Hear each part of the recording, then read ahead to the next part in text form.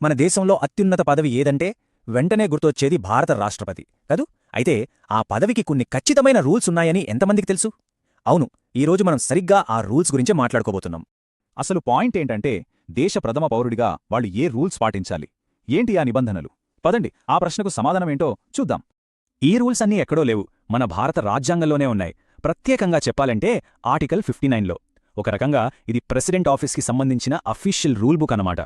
మరింత సింపుల్గా చెప్పాలంటే ఆర్టికల్ 59 ఏం చెప్తుందంటే ప్రెసిడెంట్ తన పదవిలో ఉన్నప్పుడు ఏం చేయొచ్చు, ఏం చెయ్యకూడదు అనే విషయాల్ని చాలా క్లియర్గా వివరిస్తుంది. రైట్, ఇక అసలు విషయంలోకొద్దాం. ఈ ఆర్టికల్ 59లో ముఖ్యంగా 4 కండిషన్స్ ఉన్నాయి.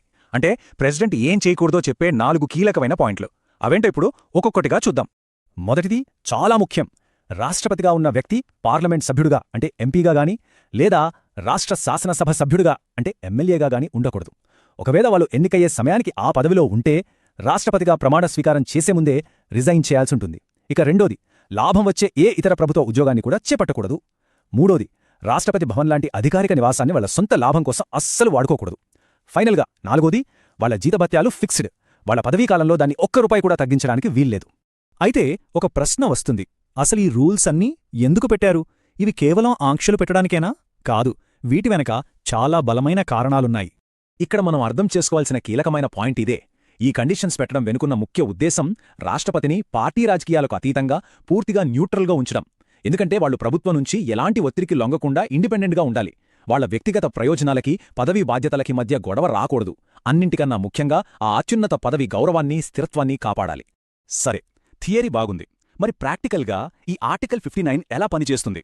కొన్ని రియల్ లైఫ్ ఉదాహరణలతో చూస్తే మనకు ఇంకా బాగా అర్థమవుతుంది. ఇక్కడ మనం రాష్ట్రపతికి, ప్రధానమంత్రికి మధ్య ఉన్న తేడాని గమనిస్తే చాలా విషయాలు క్లియర్ అవుతాయి. చూడండి, రాష్ట్రపతి దేశానికి అధిపతి. ఆయన రాజకీయాలకు అతీతంగా, తటస్థంగా ఉంటారు. పార్లమెంట్లో సభ్యుడిగా ఉండరు. కానీ ప్రధానమంత్రి అలా కాదు, ఆయన ప్రభుత్వానికి హెడ్.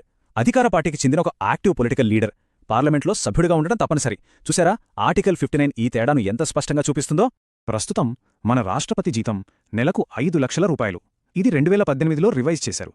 కానీ ఇక్కడ జీతం అమౌంట్ కన్నా కూడా దానికి సంబంధించిన ఒక రూల్ చాలా ఇంపార్టెంట్. ఆ రూల్ ఏంటంటే వాళ్ల 5 ఏళ్ల పదవీకాలంలో ఈ జీతాన్ని తగ్గించే ప్రసక్తి లేదు. ఎందుకు? దీనివల్ల ప్రభుత్వం వాళ్లమీద ఫినాన్షియల్గా ఎలాంటి ప్రెషర్ తీసుకురాలేదు. ఇది వాళ్ల స్వాతంత్ర్యాన్ని కాపాడటానికి ఒక కీలకమైన రక్షణ కవచం లాంటిది. ఈ విషయంలో సుప్రీంకోర్టు కూడా చాలా స్పష్టంగా చెప్పింది. 1974లో జరిగిన Shamsher Singh versus state of Punjab కేసులో రాష్ట్రపతి కేవలం రాజ్యాంగ అధిపతి. అసలైన కార్యనిర్వాహక అధికారమంతా మంత్రిమండలి చేతిలోనే ఉంటుంది అని తీర్పిచ్చింది. ఇది ఆర్టికల్ 59 ఉద్దేశాన్ని మరింత బలపరిచింది.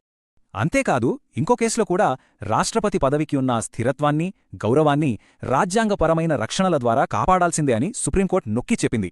దీన్ని బట్టి మనకర్థమవుతుంది న్యాయ వ్యవస్థ కూడా ఈ పదవిని ఎంత ఉన్నతంగా చూస్తుందో.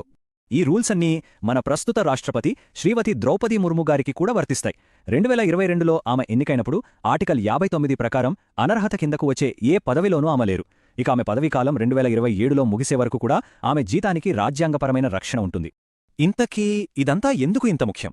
ఈ రూల్స్, ఈ రక్షణలు, వీటివల్ల దేశానికి ఏం మేలు జరుగుతుంది? సింపుల్గా చెప్పాలంటే రాష్ట్రపతి అనే పదవి జాతీయ ఐక్యతకు ఒక చిహ్నం లాంటిది. ఇప్పటివరకు మనం చర్చించుకున్నది చూస్తే ఆర్టికల్ 59 యొక్క ప్రాముఖ్యత ఏంటో స్పష్టంగా తెలుస్తుంది.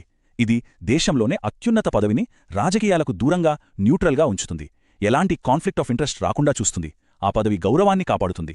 ప్రభుత్వ ప్రమేయం లేని ఆర్థిక స్వాతంత్ర్యాన్ని ఇస్తుంది. అన్నింటికి మించి రాష్ట్రపతిని పార్టీ రాజకీయాలకు అతీతంగా నిలబెడుతుంది. ఒక్క వాక్యంలో చెప్పాలంటే ఆర్టికల్ 59 అనేది రాష్ట్రపతి ఏ ఒక్క రాజకీయ పార్టీకో కాదు, మొత్తం భారత రాజ్యాంగానికి మాత్రమే జవాబుదారీగా ఉండేలా చేస్తుంది. ఇది మన రాజ్యాంగ స్ఫూర్తికి ఒక రక్షణ కవచం. ఈ విశ్లేషణను ముగించే ముందు ఒక ప్రశ్న గురించి ఆలోచిద్దాం. రాజకీయంగా ఎలాంటి పక్షపాతం లేకుండా తటస్థంగా ఉండే రాష్ట్రపతి మన ప్రజాస్వామ్యపు పునాదులను బలంగా ఉంచడంలో ఎలాంటి పాత్ర పోషిస్తారు? ఇది మనం ఆలోచించాల్సిన విషయం.